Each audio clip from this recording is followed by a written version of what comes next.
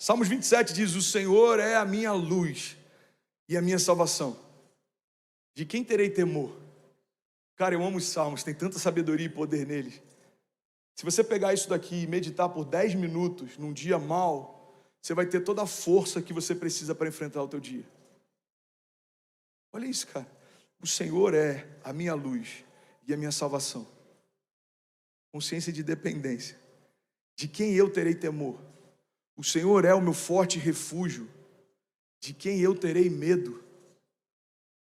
Ele está dizendo, se o Senhor é o meu refúgio, eu vou temer a quem? Tem uma passagem, não lembro onde está, eu acho ela linda. Ela diz que o Senhor se irou e das narinas dele saiu fumaça. Nações se abalam. Uma palavra que ele dá, irmão, divide reinos, muda história, divide a história em dois. Irmão, Deus é poderoso para mudar histórias. Era no passado, continua sendo hoje e ele não mudou. Você está comigo? Então a primeira consciência que eu tenho que ter é de dependência de Deus. É isso que faz eu ter força no meio da dor. É no meio do caos, é no meio da crise, é no meio da dúvida, no meio do medo, você fala, não, peraí. Eu confio em Deus. Se Deus é por mim, quem será contra mim? Se Deus agir em meu favor, quem impedirá o seu agir? E a segunda base que a gente tem que ter consciência é da promessa. É para mim, irmão, eu estou terminando. Quando eu tenho consciência da promessa, eu trago à memória aquilo que me dá esperança no meio da dor. Pega essa chave. Você está ouvindo isso de alguém que tem propriedade. Eu estou meio acabado, mas eu tenho 33 anos, eu sou relativamente novo. Mas eu tenho algumas histórias com Deus. Você já ouviu ela várias vezes, porque eu falo sobre elas o tempo inteiro. Eu acredito que tem propriedade para ministrar milagre quem viveu milagre. Eu acredito que tem propriedade para falar de um Deus que socorre quando todo mundo diz que não dá mais, quando você foi socorrido por Deus, quando todo mundo dizia que não dá mais. Ninguém podia falar para Pedro como é andar sobre as águas, porque ele foi o único que saiu do barco. Então, a gente tem que ouvir quem tem propriedade, foi tocado por Deus naquilo que está ministrando. Você está comigo? Amém? Então, irmão, ter consciência da promessa é o que mantém você de pé no dia mau. Eu lembro quando eu estava internado, eu comparava o que eu via com aquilo que Deus tinha falado. Pega essa chave. Então, o que eu via? Eu estou de fralda no CTI. Eu estou entubado, saturação baixa, coração parando. Ok, o que Deus falou? Deus falou que me levaria para nações, eu não toquei elas ainda. Deus falou que me daria voz para a minha geração, eu nem comecei a pregar ainda. Deus falou que me daria filhos, eu só tenho uma ainda. Deus falou que faria coisas, eu só vi uma parte do que Ele falou. Então, eu comparo a minha realidade atual com a promessa que Deus me fez de futuro e eu vejo, não terminou, não é o final da história. Então ter consciência das promessas, me ajuda aí, irmão. Ter consciência das promessas no dia mau é o que faz eu me encher de esperança. Eu não estou falando para você ser positivista, eu estou falando só para você lembrar. Não tem a ver com positivismo, tem a ver com memória. Lembra do que o Senhor te disse. Lembra do que Ele te prometeu.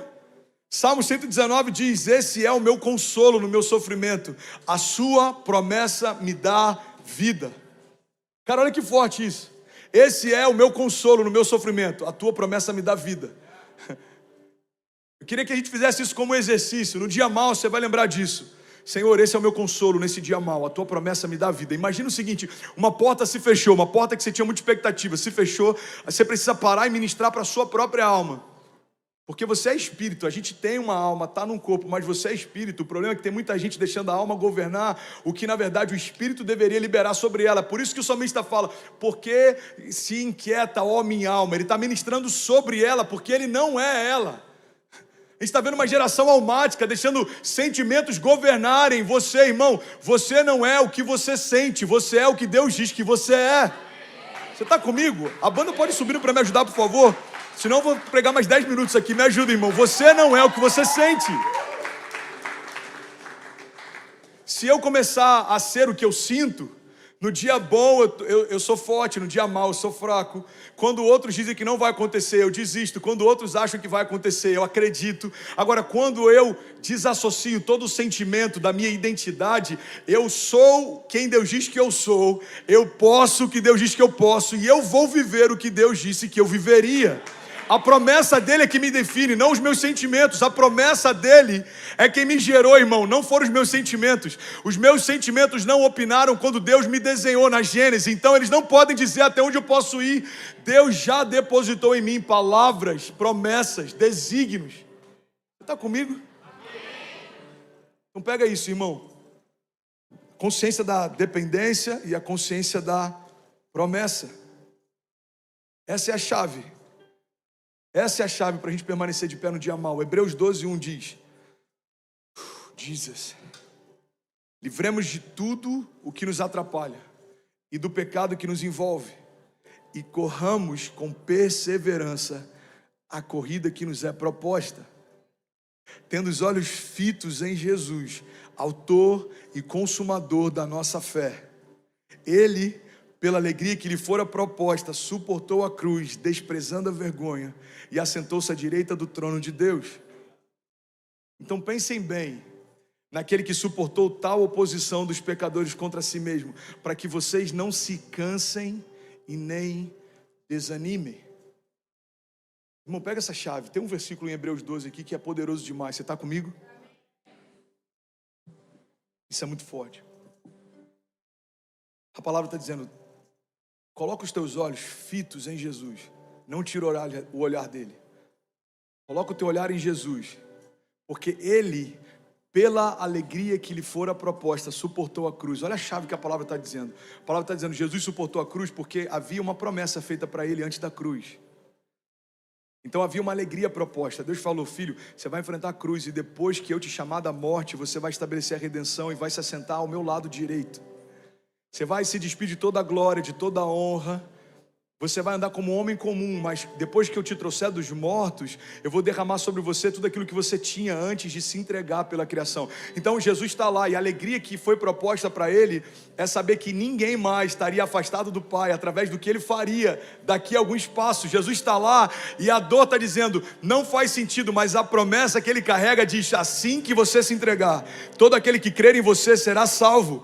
Cada família que está nesse auditório, eu tenho plena convicção que veio a consciência de Jesus, cada nome, cada família, cada geração, cada lugar. Pessoas que daqui a 20 anos vão levantar as mãos dizendo: eu te reconheço como meu único e suficiente Salvador. Faziam parte da alegria que foi proposta para Jesus no passado. Então a Bíblia está dizendo: quando ele está lá sentindo a dor, ele lembra da alegria que fora proposta, e por conta dela suportou a vergonha e a dor. Você está comigo? Irmão, isso é muito poderoso. Se até Jesus teve que trazer à memória a alegria proposta por Deus para suportar a dor, como a gente acha que vai conseguir romper se a gente se esquecer do que Deus falou? Deus liberou algo sobre você, irmão. Se você se esquecer disso, você vai parar no dia mau. Deus liberou algo sobre você desde o ventre da tua mãe. Se você não souber disso, você vai parar no dia mau. A loucura é que tem uma geração querendo ser perseverante sem saber as promessas que Deus já depositou. Pastor, eu quero ser resiliente, eu quero ser perseverante, mas quais são as promessas que Deus tem para mim? Eu não sei, pergunta para Ele. Acessa isso, está dentro de você. A Bíblia diz: clama a mim e responder-te-ei e anunciar-te-ei coisas grandes e insondáveis que não sabes. A Bíblia está dizendo: se você me clamar, filho, eu vou te responder. Me clama e eu vou te dar respostas. Eu vou te anunciar coisas grandes e insondáveis que não sabes. Sabe, foi no culto como esse que em alguns momentos Deus falou comigo coisas que a gente está vivendo hoje. Eu vou te levar para um lugar, eu vou te dar autoridade, eu vou te dar uma família, eu vou te dar filhos. Sabe, em Israel, há 1 ano e meio atrás, eu estava no meio de um lugar subterrâneo onde Davi e os seus valentes se reuniam, fizeram um culto lá. E estavam cantando aquela música Nothing Else. Eu não quero nada além de ti. Cara, que noite absurda, surreal, a presença de Deus. E aí daqui a pouco eu recebo uma palavra, alguém do meu lado fala: olha, Deus falou que vai fazer 3 coisas no próximo ano. Ele vai te dar um filho, vai ser homem. Ele vai te dar um carro, que é um mimo. E se você acha que Ele está te dando voz, você não viu nada. Ele vai aumentar o alcance da tua mensagem. Irmão, você acha que quando eu cheguei até Benício nascer, tudo foi bem? Teve pandemia no meio da história. Kezinha grávida, ela teve bipolaridade gestacional no nascimento da Cecília.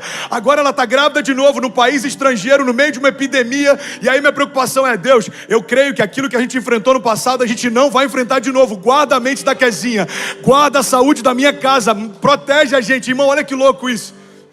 O que faz você crer, confiar, não duvidar, não esmorecer, não parar? Eu tenho uma promessa. Deus falou que faria. Não tem dúvida se o meu filho vai nascer saudável. Deus me disse na cidade dele que me daria. Então, se Deus disse que vai acontecer, declara comigo, diga, já aconteceu. Deus disse que vai acontecer, irmão, já aconteceu. Aí, pandemia, portas fechadas, 3 meses de igreja, prédio alugado, na época 45 mil de custo mensal. E agora, como é que a gente vai fazer? Deus disse que aumentaria o alcance da nossa voz. Ele vai fazer do jeito dele.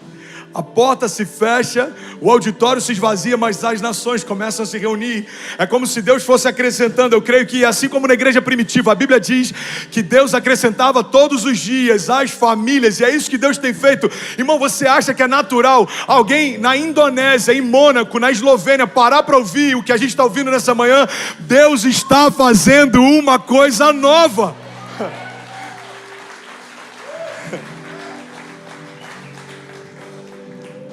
Então eu tenho que trazer a minha memória. Deus me prometeu que faria, vai acontecer. Deus me prometeu que faria, não parece com o que eu estou vivendo, então esse não é o final da minha história. Deus me disse que daria, Ele vai dar. Deus me disse que faria, Ele vai fazer. Deus me disse que me tornaria, Ele vai me tornar. Deus disse que abriria a porta, ela vai se abrir. Deus disse que fecharia a boca dos meus opositores, Ele vai fechar. Deus disse que me justificaria, Ele certamente vai me justificar. Deus disse que nada faltaria na minha despensa. Eu nunca vi um justo mendigar o pão, sua descendência passa fome. Certamente não vai faltar. Declare com autoridade, diga, nada vai faltar. Essa é uma promessa que meu pai me fez. Hebreus 6 diz, de modo que vocês não se tornem negligentes, mas imitem aquele que por meio da fé e da paciência recebeu a terra prometida. Quando Deus fez a promessa a Abraão, por não haver ninguém superior a ele para jurar, jurou por si mesmo, dizendo, esteja certo que eu o abençoarei e farei descendentes numerosos a partir de você. Pega essa chave, eu finalizo aqui. E foi assim que depois de esperar pacientemente, Abraão alcançou a promessa. Hebreus está falando de heróis da fé. Pega isso, irmão. Hebreus está falando de homens que apagaram o poder do fogo, enfrentaram o fio da espada, enfrentaram covas com leões. Mas o que Hebreus está dizendo é que o que eles viveram não tem a ver só com a força que eles tinham, mas com a paciência em esperar que Deus fizesse o que disse que faria. Olha para mim, irmão, eu vou finalizar aqui. Se Deus te deu uma palavra para começar, comece. Mas se Deus não te deu uma palavra para parar, não pare. A sua dor vai começar a ser combustível. A sua dor vai começar a ser uma motivação. Deus disse que faria. Ele não disse que seria fácil. Deus nunca disse que seria fácil. Deus nunca disse que seria sem dor. Deus nunca disse que seria confortável. Deus nunca disse que aconteceria sentado no meu sofá ou que cairia do céu o meu milagre. Não, Deus sempre disse pra gente, seja forte e corajoso. Eu estarei com você por onde você andar. Mesmo se você andar por vales de sombra e morte, ainda assim você não temerá, porque eu estarei com você, diz o Senhor. Você recebe isso? E aí, tudo bem? Você acabou agora de assistir um vídeo. Se você ainda não está inscrito, já se inscreve também no nosso canal, ativa esse sininho aqui embaixo de notificação e toda vez que eu fizer uma live ou estiver transmitindo uma mensagem ao vivo, você vai ser um dos primeiros a saber. Mas eu deixei mais 2 indicações aqui que eu espero que façam muito sentido para você. Então já aproveita e clica para assistir a próxima mensagem, beleza? Seja bem-vindo ao time de incendiários e eu espero de verdade que essas mensagens mudem a sua vida como elas têm mudado a minha também. Até a próxima. Valeu!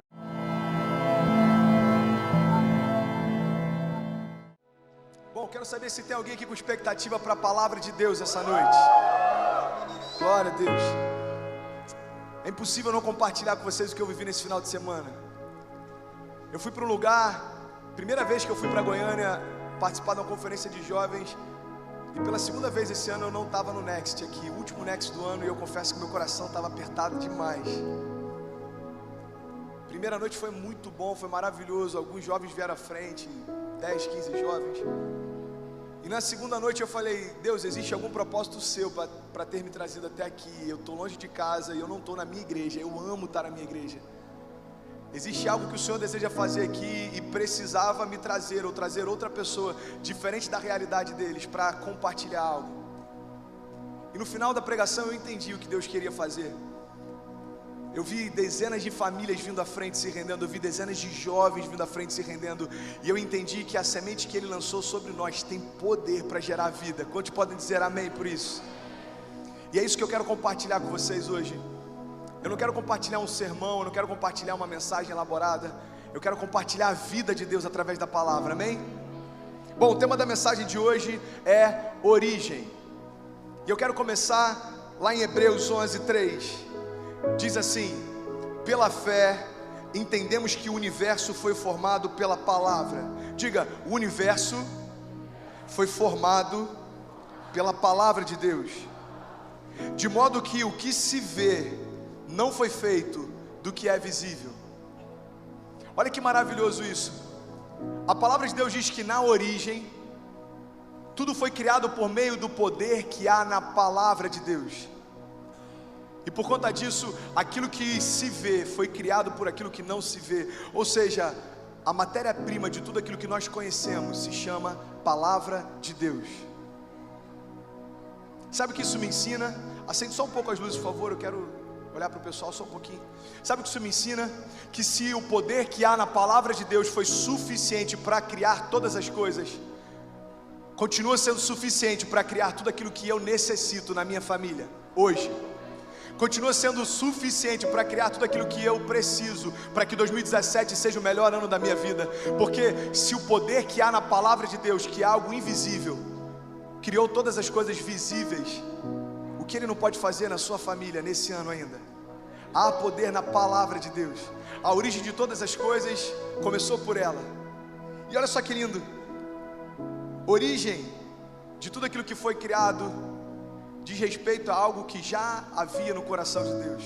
Quando Deus disse haja luz e houve luz, quando Deus disse, olha, que agora haja separação entre os céus e o mar, que agora haja separação entre dia e noite, aquilo já estava no coração de Deus. Mas quando a palavra de Deus entrou em ação, o que estava no coração dele tomou forma. Quantos estão entendendo isso? Quando a gente vive em Deus, quando nós buscamos os sonhos de Deus, a única distância entre o que Ele sonhou para mim e o que eu vou viver é a declaração da palavra dEle. Que haja um novo começo e a tua vida é transformada. Que haja restauração na tua casa e a tua casa é restaurada. Que haja cura e a doença ela cai por terra. Que haja luz e as trevas se dissipam. Que haja o novo de Deus e tudo se transforma. Ei, há poder na palavra de Deus. Ela é suficiente, desde o início foi, e a Bíblia diz que ela permanecerá. Todas as coisas podem passar, mas as minhas palavras não passarão. A origem de tudo começa pela palavra de Deus. Agora olha só que interessante. Quando a gente para ler sobre Gênesis, eu tenho buscado um pouco entender o porquê de tudo que Deus fez e como Ele fez. Porque para entendermos a nova aliança em Cristo e tudo que Ele restaurou, precisamos entender tudo que o pecado retirou de nós também. Sabe o que eu aprendi? Quando Deus criou todas as coisas, Ele antes criou um ambiente para que elas pudessem existir. Ei, vem comigo, olha só que incrível. A Bíblia diz que Deus começou então a criar todos os ambientes. Primeiro Ele instituiu os céus, o mar e a terra. E depois então Ele deu a declaração para que tudo fosse criado. Então Ele disse que agora sejam então criados os seres que vão morar no mar, que agora sejam criados os seres que vão viver nos céus, que agora então seja criada toda a vegetação. Sabe o que Deus estava ensinando para nós? Antes de algo ser criado, antes de algo ser gerado, precisa que um ambiente esteja pronto para receber. Você quer receber sonhos de Deus sobre a tua família? Você quer receber sonhos de Deus sobre a tua vida? Precisa criar um ambiente para que isso venha. Toda a criação tem a ver com um ambiente sendo gerado para que a criação se manifeste. Agora, André, como é que foi então com o homem, porque primeiro Deus criou todas as coisas, terra, céu e mar, depois Ele criou os animais da terra, do céu e do mar, e depois toda a vegetação, e então veio o homem. Quando Deus criou o homem, o ambiente necessário para o homem já existia. Sabe qual era o ambiente necessário para o homem? Era o próprio Deus. É por isso que a Bíblia diz que ele se relacionava com o homem no Éden. O Éden não era um local, e é por isso que os arqueólogos até hoje não encontraram e nem vão encontrar. É por isso que as pessoas que estudam durante gerações já tentaram encontrar vestígios do Éden, mas não encontraram, porque o Éden não é um local, o Éden é um ambiente. Para que Deus se mova sobre o homem, era necessário que tivesse um ambiente para que isso acontecesse. Existe um ambiente, e então todas as coisas podem ser criadas.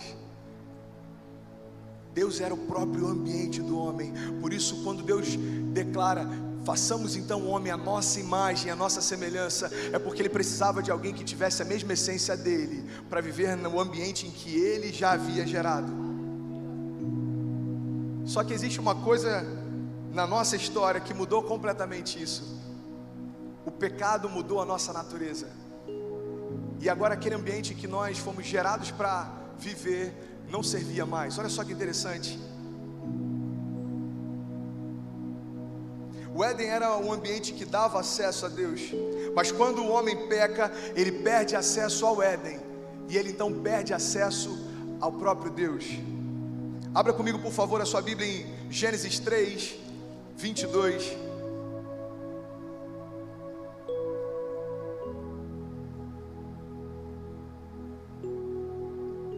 Gênesis 3, 22.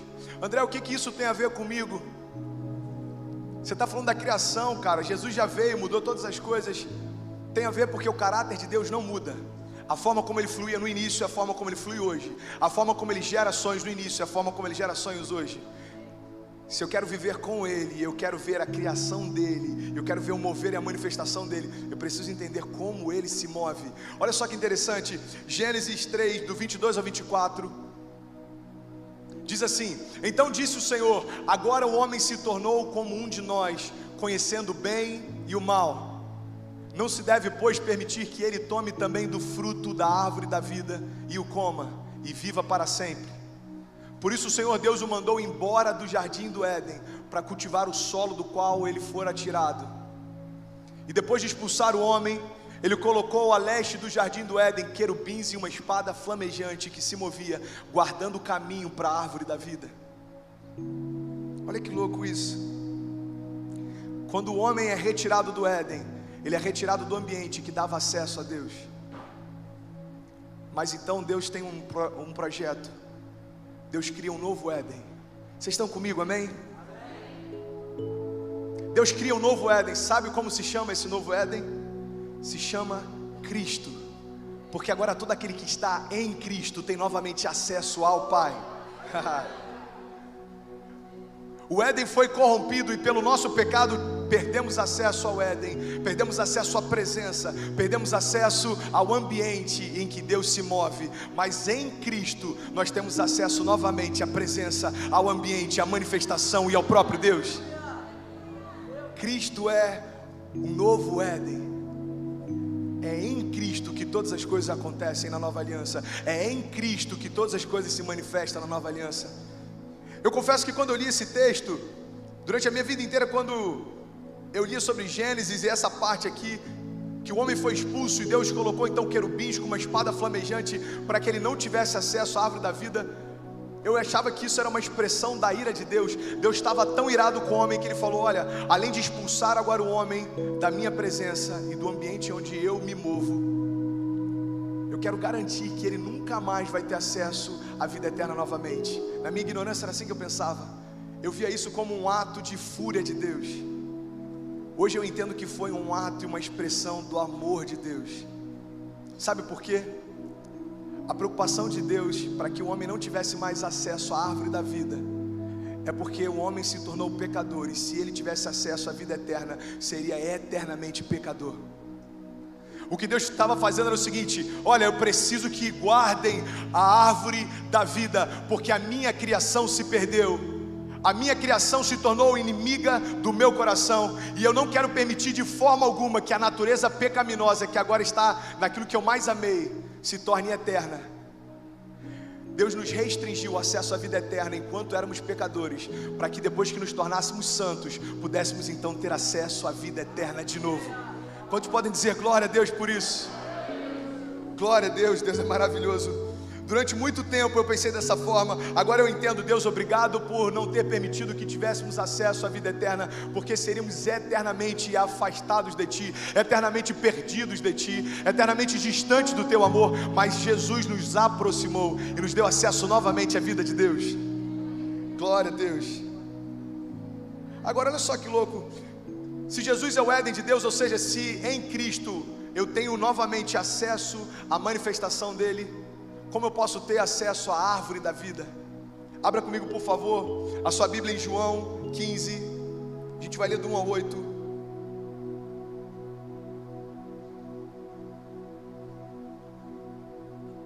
João 15, do 1 ao 8.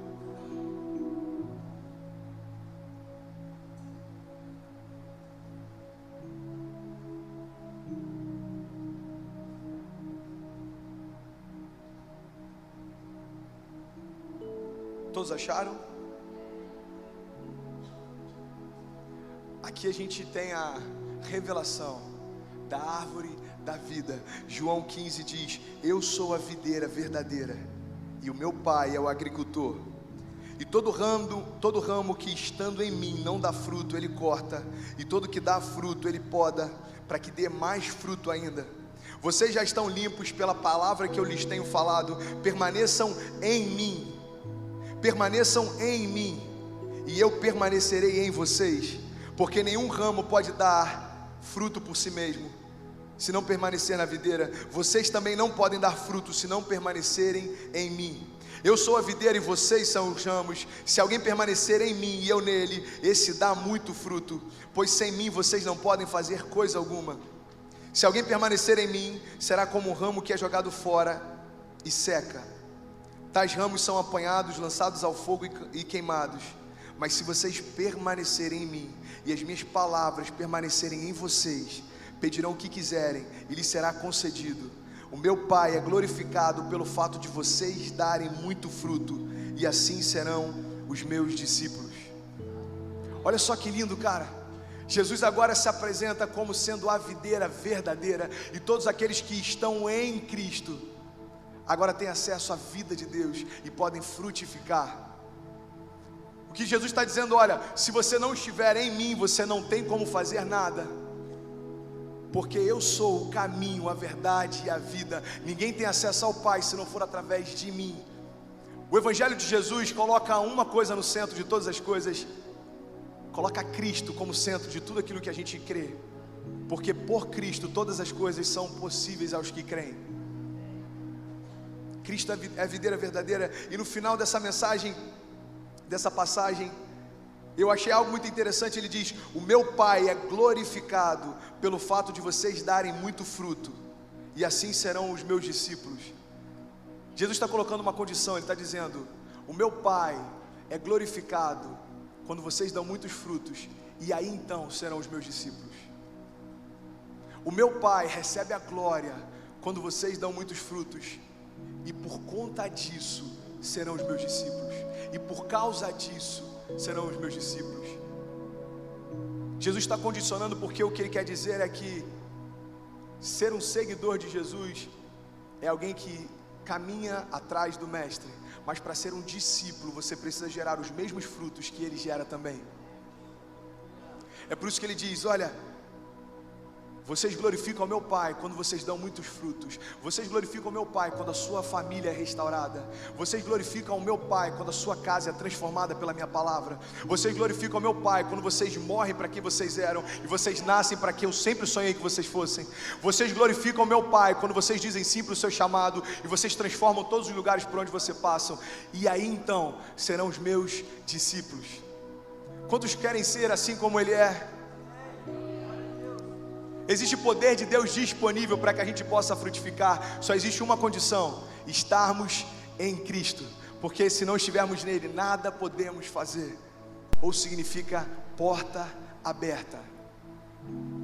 O que Jesus fez, cara, foi restaurar o que o pecado retirou de nós. Jesus abriu, escancarou as portas que dão acesso à presença do Pai. Jesus, ele escancarou tudo aquilo que nos impedia de ter acesso ao Pai. Éden significa presença e portas abertas. Quando Cristo entra na tua casa, meu irmão, as portas dos céus se abrem sobre a tua casa também. Quando Cristo entra na tua casa, a presença dele vem sobre a tua casa também. Cara, é maravilhoso as promessas que existem para aqueles que estão em Cristo. Aleluia. É maravilhoso porque a gente jamais conseguiria alcançar o lugar onde Ele está. Sabe, eu falo sobre isso de vez em quando porque algumas pessoas têm a percepção, e eu já tive, que Jesus era alguém simples, que veio no meio de nós, e depois de ter ressuscitado, Ele então recebeu toda a glória. Mas na verdade Ele já tinha toda a glória, Ele já tinha todo o poder, e Ele já tinha toda a autoridade. Ou seja, Ele abriu mão disso para poder estar próximo. Sabe o que Jesus fez? Ele desceu ao nosso nível, porque seria impossível nós alcançarmos aonde Ele estava. Jesus saiu do seu trono e abriu mão de toda a sua glória e majestade para caminhar no meio de nós e tornar acessível agora aquilo que antes só Ele tinha. Olha o que João 14 diz: não se perturbe o coração de vocês, creiam em Deus e creiam também em mim, porque na casa do meu Pai há muitos aposentos. Se não fosse assim eu lhes teria dito, mas eu vou preparar-lhes um lugar, e se eu for e preparar um lugar, eu voltarei, eu descerei do meu trono, eu voltarei, e eu os levarei para mim, para que vocês estejam onde eu estiver. Vocês conhecem o caminho para onde eu vou. E disse-lhe então Tomé: Senhor, nós não sabemos para onde vais, como então podemos saber o caminho? Então responde Jesus: eu sou o caminho, eu sou a verdade. Você pode celebrar isso: e eu sou a vida. Ninguém vem ao Pai se não for por mim. Senhor, qual é o caminho para que eu tenha acesso ao teu reino? Tomé, um caminho não é uma ferramenta disponível. Tomé, o caminho não é um lugar, o caminho sou eu. Ninguém vem ao Pai se não for por mim. Tomé, eu sou o caminho. Por isso, se você estiver em mim, eu estou no Pai, e eu te levo junto comigo para onde eu estiver. Sabe, tem algo interessante sobre o nome de Jesus e sobre a palavra de Deus. A gente muitas vezes trata como se fossem ferramentas disponíveis no reino. Eu vou te dar um exemplo. Existe um reino de Deus, e o nome de Jesus é algo que Ele me disponibilizou como uma ferramenta, sempre que eu precisar repreender algo. A gente às vezes usa até demais, está repreendido em nome de Jesus. Mas o nome de Jesus não é uma ferramenta disponível para nós. O nome de Jesus é a expressão do próprio Cristo. Por isso, quando eu falo no nome dEle, Ele toma forma. Quando eu falo no nome dEle, as doenças elas são lançadas por terra, porque Ele se manifesta. Ei, quando eu falo o nome de Jesus, todo o poder, toda a autoridade que existe no nome dEle, vem juntamente com esse nome também. E a mesma coisa é a palavra de Deus. A palavra de Deus não é uma ferramenta para respaldar os nossos pensamentos. A palavra de Deus não é uma ferramenta para ilustrar os nossos sermões. A palavra de Deus é o próprio Deus, porque João 1 diz que no princípio era o verbo, e o verbo estava com Deus, e o verbo era Deus, e todas as coisas foram feitas por meio dele, e sem ele nada do que foi feito se fez. A palavra de Deus é o próprio Deus. Por isso, quando nós declaramos a palavra, nós trazemos vida de Deus. Aleluia. Eu vou finalizar, o louvor pode vir. Eu quero te convidar a abrir comigo a sua Bíblia em 1 João 4,15.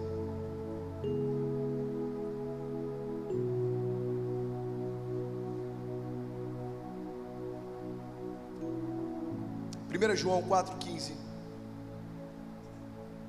diz: se alguém confessa publicamente que Jesus é o Filho de Deus, Deus permanece nele e ele permanece em Deus. Você pode dizer: quando eu confesso que Jesus é o Filho de Deus, Deus permanece em mim e eu permaneço em Deus. Quando a gente pela primeira vez levantou as mãos e declarou: eu creio, eu declaro que Jesus é o Filho de Deus, eu creio que Ele é o meu único e suficiente Salvador, a palavra de Deus está dizendo que por essa declaração, agora eu estou nele e Ele está em mim. Nada pode mais me deter, nada pode me separar desse amor, porque agora eu não estou caminhando próximo dele, agora eu estou dentro dele e Ele está dentro de mim. Olha que louco isso. Vocês estão comigo, amém? Já estou finalizando, eu sei que você está cansado, eu também estou, eu não dormi de ontem para hoje. Olha que louco isso, quando Paulo diz: não vivo mais eu, mas Cristo vive em mim. Sabe o que Paulo está afirmando? Paulo morreu, e agora quem vocês estão vendo é Cristo vivendo em Paulo. Olha o poder disso. Agora não vivo mais eu, é muito mais do que eu abrir mão das minhas vontades. Agora não vivo mais eu, é muito mais do que eu abrir mão das minhas ideias. Agora não vivo mais eu, é muito mais do que eu abrir mão dos meus projetos. Agora não vivo mais eu significa que o eu morreu, não existe mais. Por isso quando eu declaro: agora não vivo mais eu, mas Cristo vive em mim. Sabe por que as pessoas podem ver a mudança e a transformação na minha vida? Porque as pessoas não estão vendo mais o André, porque o André morreu há 10 anos atrás. As pessoas agora estão vendo Cristo vivendo em André. As pessoas estão vendo Cristo vivendo em Bernardo, Cristo vivendo no Caio, Cristo vivendo no Clebinho, Cristo vivendo em Kim. Agora não vivo mais eu, mas Cristo vive em mim. Tudo aquilo que você precisa está em Deus, e há disponibilidade para isso, amém? Vou finalizar, o louvor está preparado? Está tudo certo? Está parecendo um velório isso aqui, mano. Vamos fechar isso para sempre, pelo amor de Deus. Me ajuda aí. Tem alguém feliz com a vida de Deus nessa noite? Glória a Deus. Glória a Deus. Salmo 91 é um dos salmos mais conhecidos. Talvez a tua avó tenha falado ele para você inúmeras vezes. Talvez na tua casa tenha uma Bíblia aberta com esse salmo. Mas existe poder na palavra de Deus. Independente se é algo antigo ou novo, independente se é algo que você nunca ouviu, ou se você lê sobre isso todo dia, continua tendo poder na palavra dele. Salmo 91 diz: aquele que habita no abrigo do Altíssimo e descansa à sombra do Todo-Poderoso, pode dizer ao Senhor: Senhor, Tu és o meu refúgio. Ei, refúgio é um lugar onde eu me encontro, onde eu descanso e onde eu estou protegido. Senhor, Tu és o meu refúgio significa que eu estou em Cristo. Senhor, Tu és o meu refúgio significa que eu estou nele, guardado por Ele, protegido por Ele, escondido nele. Eu posso dizer: Tu és o meu refúgio, Senhor, Tu és a minha fortaleza, Tu és o meu Deus em quem eu confio. E Ele o livrará do laço do caçador, e Ele o livrará do veneno mortal, e Ele cobrirá com as suas penas, e sobre as suas asas você encontrará refúgio. A fidelidade dele será o seu escudo protetor. Você não temerá o pavor da noite, nem a flecha que voa de dia, nem a peste que se move sorrateira nas trevas, nem a praga que devasta ao meio-dia. 1000 poderão cair ao teu lado, 10.000 cair à tua direita, mas nada o atingirá, porque você simplesmente olhará e você verá o castigo dos ímpios. Mas se você fizer do Altíssimo seu refúgio, se você fizer do Altíssimo o lugar onde você habita, se você fizer do Altíssimo o ambiente aonde você se esconde de tudo aquilo que está lá fora, tudo pode acontecer ao teu redor, mas você não será atingido. Você não será atingido. Sabe o que era maravilhoso no Éden? Existia proteção, existia provisão e existia manifestação. Jesus guardava toda a criação na sua presença. Jesus provia tudo que eles precisavam. Eles tinham tudo em abundância, não existia crise. E Jesus se revelava a ele todos os dias. O Éden é um ambiente que Deus quer gerar em nós através de Cristo Jesus. André, qual é o Éden de Deus para nós hoje? Se chama Jesus Cristo.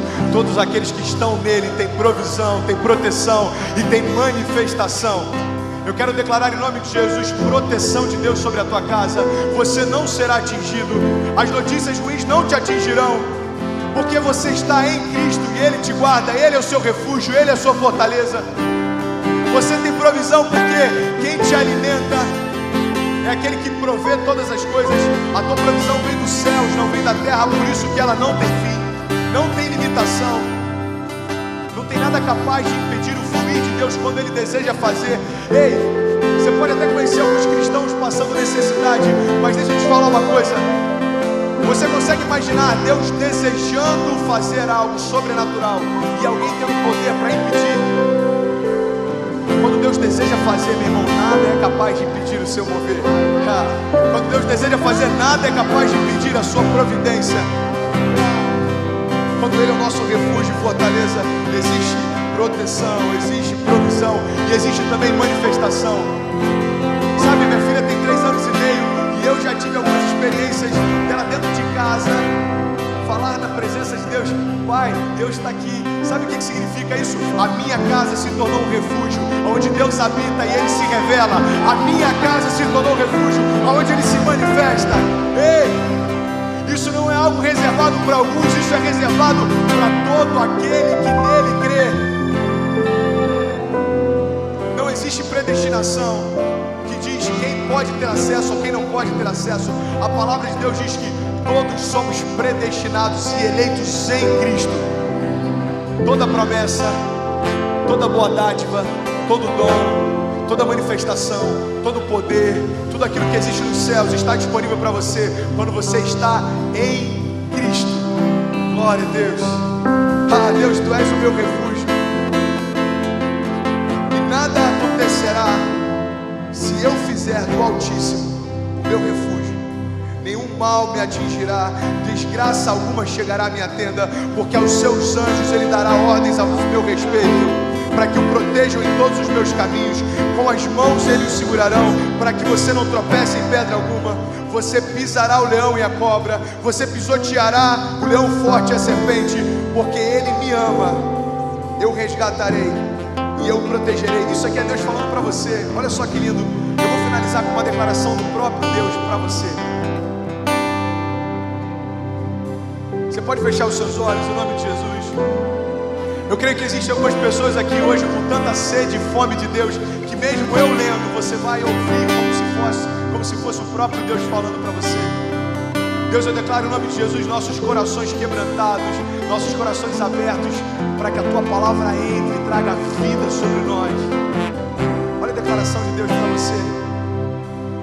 Porque você me ama, eu te resgatarei, eu te protegerei, porque você conhece o meu nome. E você clamará a mim e eu lhe darei resposta. Não existe silêncio entre o teu relacionamento com Deus. Não existe silêncio entre os céus e a terra. O que existe são ruídos demais impedindo a gente de ouvir a voz dele.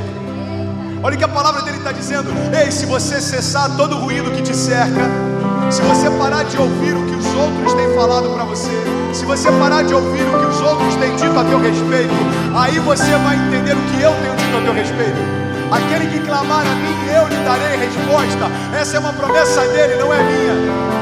Aquele que clamar a mim, eu darei resposta. Sabe o que ele está dizendo? Se você está aqui nessa noite, existe um clamor no teu coração, existe também uma resposta de Deus para você. Se existe um clamor no teu coração, Deus restaura a minha casa, eu não aguento mais. Deus transforma, Senhor, em nome de Jesus. 2016 foi um ano de desafios, mas eu preciso romper em 2017. Ei, se existe um clamor no teu coração, existe uma resposta gerada no coração de Deus também. Você clamará a mim e eu lhe darei resposta. E na adversidade eu estarei com você e eu vou livrá-lo. Deus vai te livrar de tudo aquilo que tem ido contra você, mas Ele vai fazer ainda mais. A promessa dele é que além de livrar você, eu te cobrirei de honra. Eu vou livrá-lo e eu te cobrirei de honra, e vida longa eu darei, e e eu lhe mostrarei a minha salvação. Se você crê nisso, fique de pé em nome de Jesus. Vida longa eu darei, e eu te mostrarei, e eu te revelarei a minha salvação. Fique de pé em nome de Jesus, abre o teu coração. Ah, Deus, vem sobre nós, faz o teu novo nessa noite. Revela-nos, Deus, a tua vontade sobre as nossas famílias. Transforma a nossa história, Deus, em nome de Jesus. Coloca a mão sobre o teu coração. Quero te convidar a fazer uma oração comigo. Diga assim: Pai, nessa noite eu ouvi a tua palavra, e eu creio que assim como o Senhor fez todas as coisas pelo poder que há na sua palavra, eu gero hoje um novo tempo na minha vida também. Eu declaro pelo poder que há na tua palavra que 2017 já é o melhor ano da minha vida. Eu declaro pelo poder que há na tua palavra que eu e a minha casa serviremos ao Senhor. Eu declaro pelo poder que há na tua palavra que nada vai me limitar, cadeias não me prendem mais, correntes não me prendem mais. Eu declaro pelo poder que há na tua palavra que não vivo mais eu, mas Cristo vive em mim. Eu declaro o novo de Deus, eu declaro um novo começo, eu declaro um novo coração, eu declaro novos sonhos, eu declaro começando hoje, em nome de Jesus. Amém.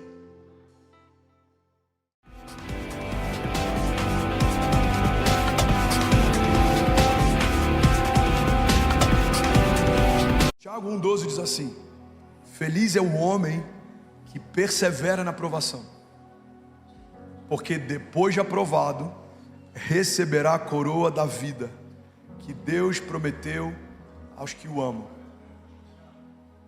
Igreja, olha para mim, pega isso aqui. Feliz é o homem que persevera na provação. Todos enfrentamos provações. O que define a nossa história não é se a gente vai enfrentar provações ou não. Todos enfrentamos. O que define o nosso destino profético é como enfrentamos as provações.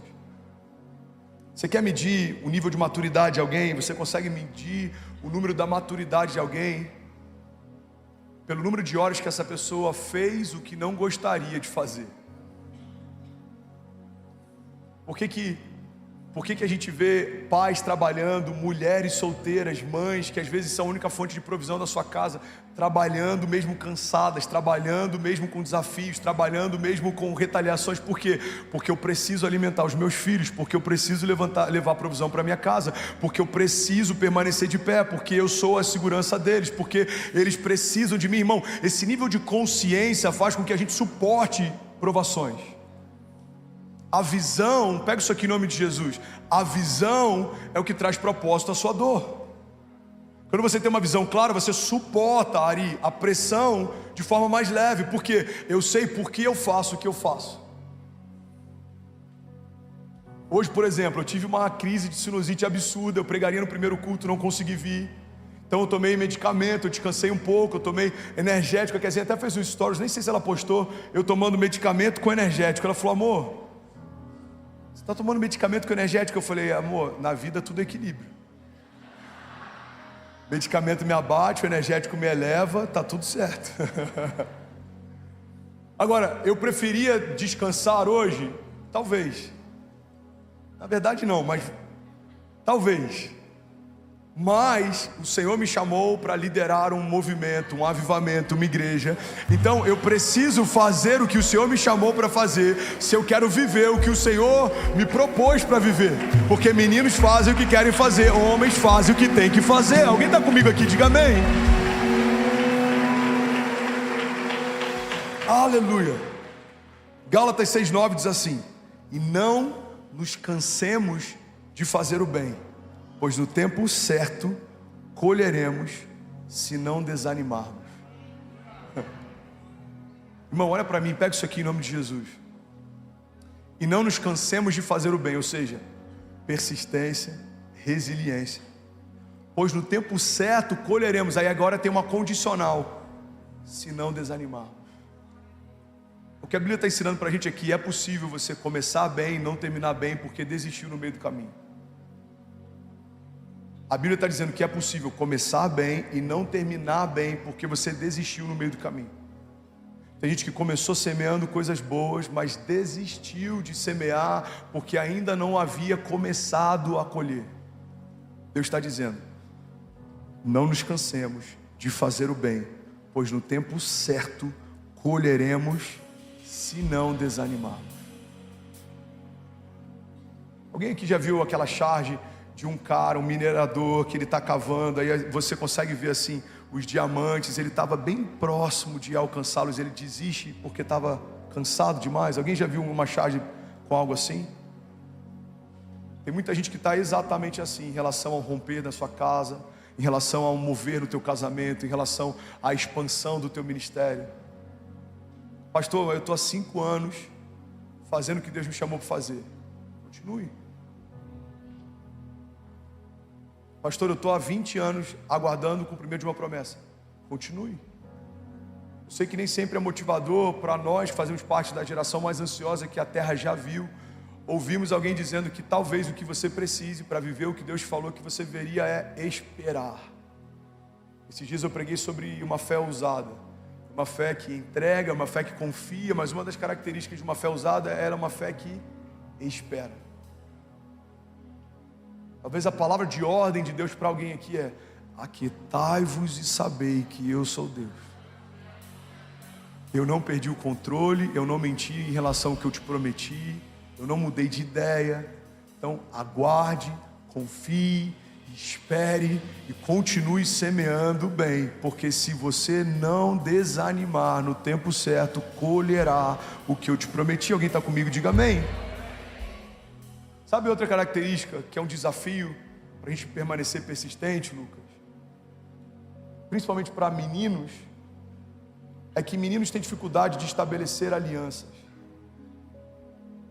Meninos têm dificuldade de estabelecer alianças.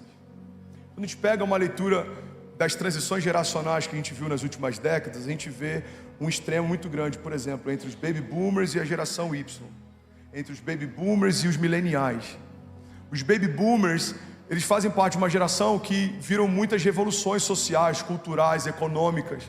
Então eles viram guerras como a Guerra do Vietnã, eles viram o Muro de Berlim ser construído, ser destruído, eles viram Fidel Castro assumir uma revolução em Cuba, depois destruir completamente Cuba por conta do socialismo e do projeto comunista. Eles viram muitas coisas acontecendo ao longo da história. Então o que os baby boomers eles fizeram? Eles se tornaram conservadores e completamente estáveis. Qual que era o conselho do seu avô, por exemplo, ou do seu pai? Pode ter uma variável aqui, mas a maior parte dos nossos avós, se fossem te aconselhar, eles diriam: tenha um bom emprego, com uma carteira assinada, compre a sua casa própria e invista na sua aposentadoria. Você precisa ter um lugar firme para trabalhar, você precisa ter um lugar seu para morar, e você precisa ter uma reserva para quando ficar velho. Porque tudo que eles viram foram instabilidades. Então, o que movia essa geração? Estabilidade. Como reflexo disso, porque todo excesso gera uma falta, as gerações que vieram depois dessa geração, elas começaram a liderar movimentos revolucionários, disruptivos, contra a cultura. Então a gente viu, por exemplo, o movimento hippie, o movimento Paz e Amor, a gente viu o ácido, LSD, a gente viu orgias acontecendo, a gente viu Woodstock, a gente viu várias coisas acontecendo por conta de uma geração que queria liberdade, porque se sentia muito oprimida pela busca de estabilidade da geração que os criou. Então o que acontece depois de uma geração muito forte, vem uma geração muito fraca? Aquele provérbio oriental que diz: homens fortes criam tempos fáceis criam homens fracos geram tempos difíceis. Então a geração que a gente tem hoje, os mileniais, geração touch, os nossos filhos, os adolescentes que a gente tem criado, liderado. Alguém está recebendo algo de Deus aqui nessa noite? Diga amém. Qual que é o desafio deles? É estabelecer alianças. Por exemplo, o meu sogro, o primeiro carro dele foi um Volkswagen, e por 30 anos ele só comprava Volkswagen. Por quê? Porque ele tinha uma aliança emocional com uma marca. primeiro carro foi um Fusca, depois um Voyage, depois um Passat, depois um Gol. Se tiver o dono de alguma marca que não seja a Volkswagen aqui, e você é ovelha nossa, por favor, não se ofenda, mas eu só estou ilustrando, ok? Inclusive, se você quiser participar aqui do que a gente está construindo, seria incrível o dono de alguma montadora abençoar a nossa igreja. Amém? Alguém está comigo? Vocês estão achando que eu estou brincando, mas a gente não tem noção de quem está ouvindo a gente. Amém? Eu sei do que eu estou falando. E aí o que acontece? Passat, qual era o outro que ele teve? Aquele que lançou um tempo atrás, agora o Voyage. Para resumir, quando eu entro na família, a gente estava insistindo para o meu sogro aceitar a ideia de comprar um Toyota. Para ele era quase a traição de uma aliança com uma marca, porque a vida inteira eu tive uma marca. Agora, se você perguntar para a nossa geração, eu já tive mais 8 ou 9 marcas diferentes. A gente não está vinculado a uma marca, a gente quer saber qual que é o melhor custo-benefício, qual que é o melhor modelo.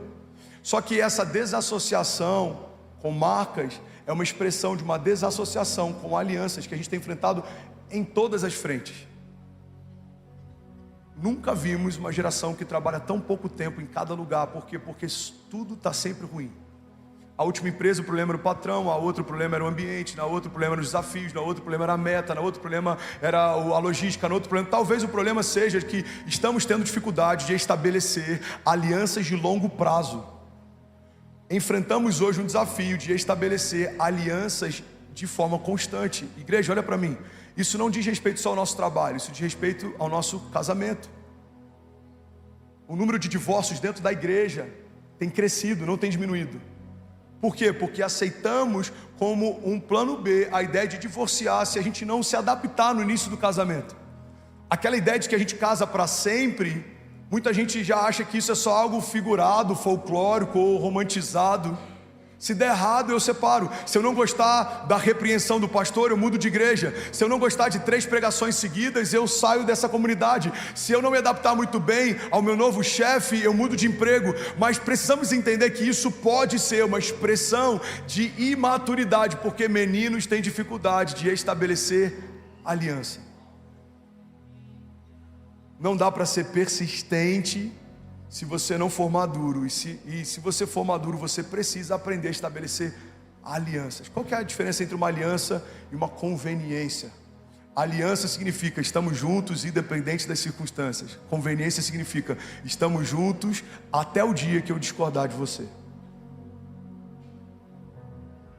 Uma conveniência significa a gente está junto enquanto a gente concorda. Uma aliança significa a gente está junto independente do que acontecer. Alguém está comigo aqui? Diga amém. Essa é a diferença fundamental entre aliança e conveniência. Porque só existe lealdade na discordância. Você não precisa, você que é voluntário aqui, guarda isso. Você não precisa ser leal ao seu pastor quando você concorda com ele. Mas você vai precisar ser leal ao seu pastor quando você discorda dele. A lealdade só existe na discordância. Você não precisa ser leal com a sua esposa quando você concorda com ela. Mas você vai precisar ser leal a ela quando você discorda dela. E é por isso que meninos não conseguem estabelecer alianças. Por quê? Porque meninos fazem o que querem fazer. Homens fazem o que precisam fazer. Alguém está comigo aqui ainda? Diga amém.